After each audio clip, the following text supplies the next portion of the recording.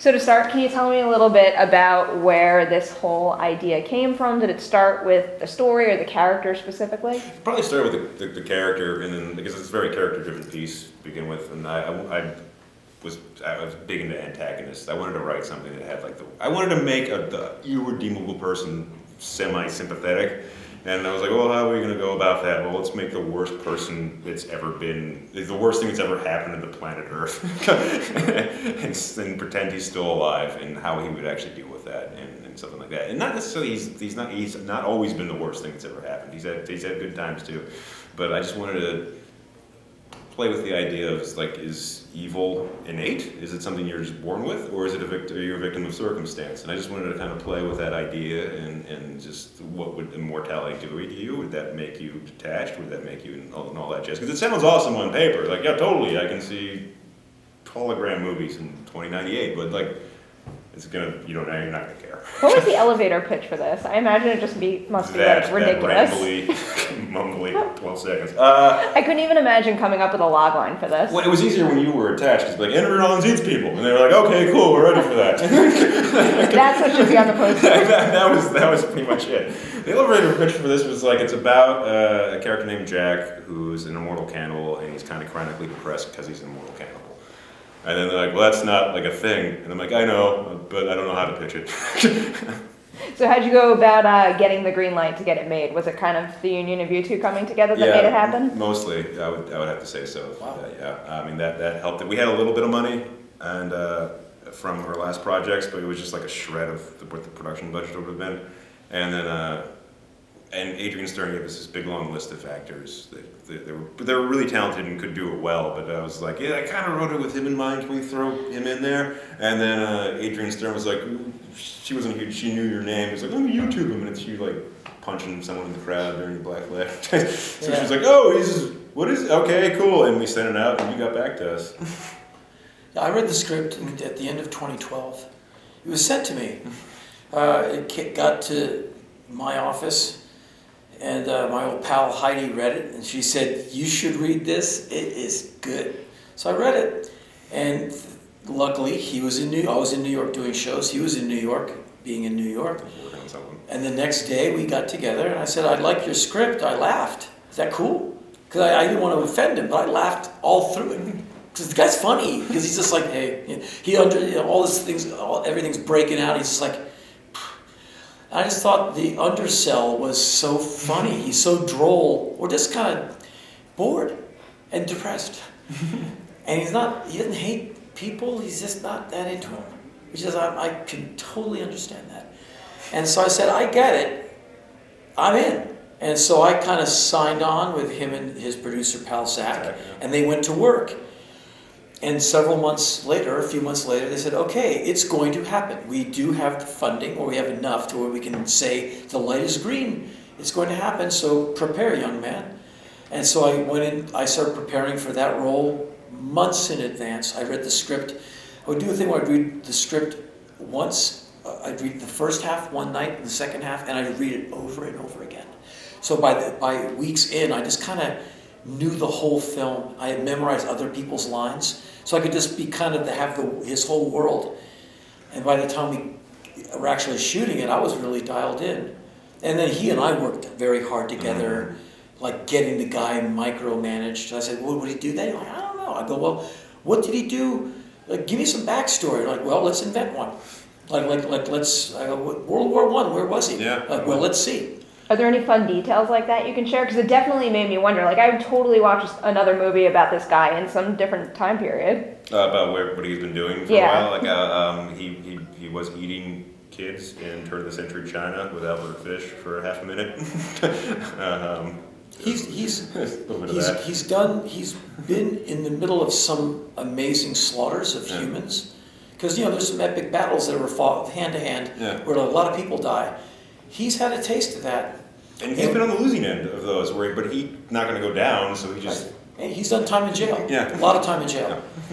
Mercenary. How does he get by in jail? How does he not lose his mind and not get what he needs to survive? Convicts die all the time. All right, that's fair. And He'd figure it out. He probably would. Fake a death or just murder. he's them. pretty resourceful. Yeah. You'd have to be if you have nothing but eternity. Yeah.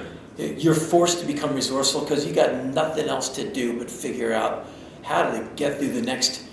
What if you could think of centuries the way you think of this year? Like 2015, you're busy, I'm sure. You got things you're going to do. What if you took like this century and went, okay, let's see. I mean, and treated 25 years as a fiscal quarter.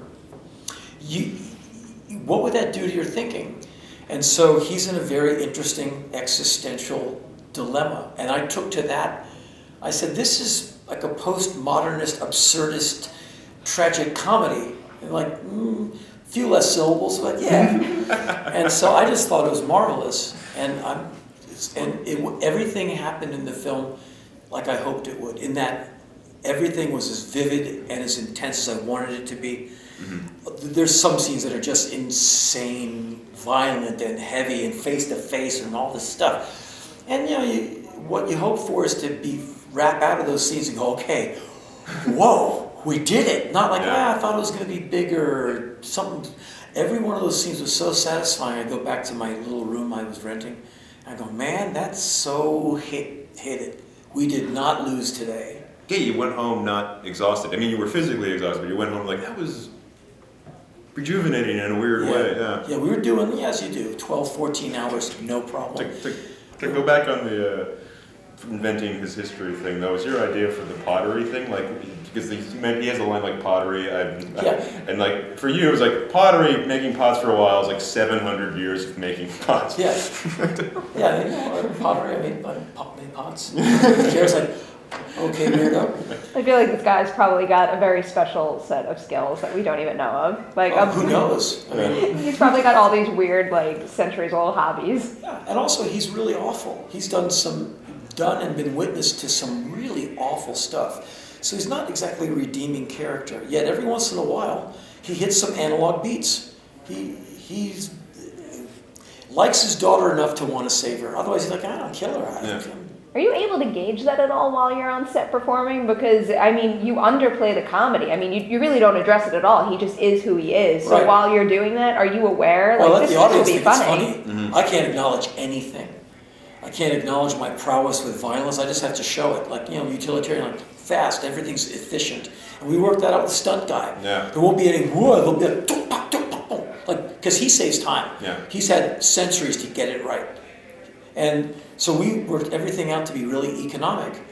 But the thing that throws some conflict into the character, that takes him out of this linear TV, bingo, diner, blood, is there's a wife, there's some there's some woman in his life. They're not friends, and he even makes that funny. I hate you, like, and then he has a daughter who just pops into his life, and she's just like some teenager. Like, so you're my dad. Weird, but my whole life is weird. My mom's a boyfriend. He's an idiot, and I'm like, you're in my house. Like, you're really wrecking my TV thing.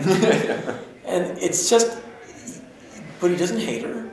But she's at risk. I have to kick her out of the house at one point because I might eat her.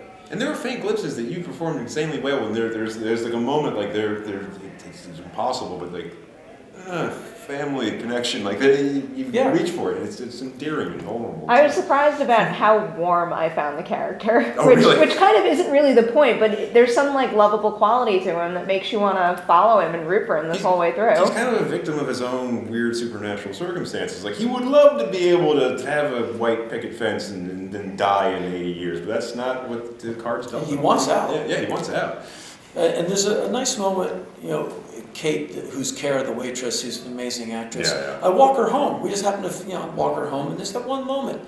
She goes, well, this is me. It's where I live. She kind of likes Jack. He pays attention to her. He's not mean like the boss who yells at her. And there's that moment where she's like, okay, I'm ready for the kiss. And Jack's like, what the hell am I can't do that. And in rehearsal, Jason let the actors alone. We would build stuff on our own and then come back, hey, boss, we got this thing we want to try.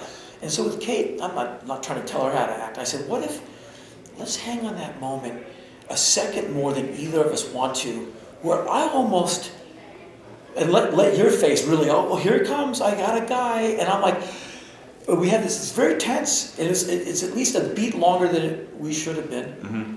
but it really gets that moment where Jack all of a sudden has a pulse. Like he might have a girl. No, he's gone. And you see him like, oh, no. And like, what's all that about, Jack? And so I like, taking these little moments to throw a little mystery into the guy, because hopefully the viewers, I haven't seen that scene, but hopefully the viewers go, they would have been great. Lastly, just because I'm curious, what was it like eating those body parts? What were they made of? Did they taste good? The fingers. The fingers was gelatin on the outside. What I forget what the nail was made of, completely edible. It's like our effects guy was like, but he's like, he was very proud of it. Yeah, but he's like, who runs the chocolate factory? Willy Wonka. He can eat everything in the place. And so the blood was chocolate syrup and blood whatever. A little bit of KY, It was and it tasted awful. And they go, Henry, another take. Do you mind eating it again? No problem, boss. I'll fish another one out of my pocket and eat it. And I think one of us on the set ate one out of solidarity. I drank a glass of blood and I ate a finger. There you go. I knew one of us went like, Henry, I got this. I ate a finger. I'm like, that's not too bad. And then like, here's a glass of blood. I'm like, this is going to be cake. This is easy for you. And it's like, it just sits in your stomach. It's awful. I'm so sorry. There's a scene where the plasma bag rips open. Yeah. And they said, okay, maybe you'll sip up a little blood. I said, shouldn't I? It's like the Last Supper. Yeah. Shouldn't I be like hoovering up all of it? They said, Henry, that's disgusting. I said, but wouldn't Jack do that? And they went, go ahead. And I'm like, and like, it's amazing how much of that stuff, I was like, I'm eating a lot of this, but I bet it looks good. I mean, I drank a lot of that. And at the end of the night, I'm like, I should puke this up, but I'm just going to ride it out. And I actually just... Good job. Good job. And that's the still that's everywhere right now. That's like what's promoting the film is you're next to the fridge with blood all over. Yeah, going, wow, yeah. What do I say something? This is going to be bad. Yeah.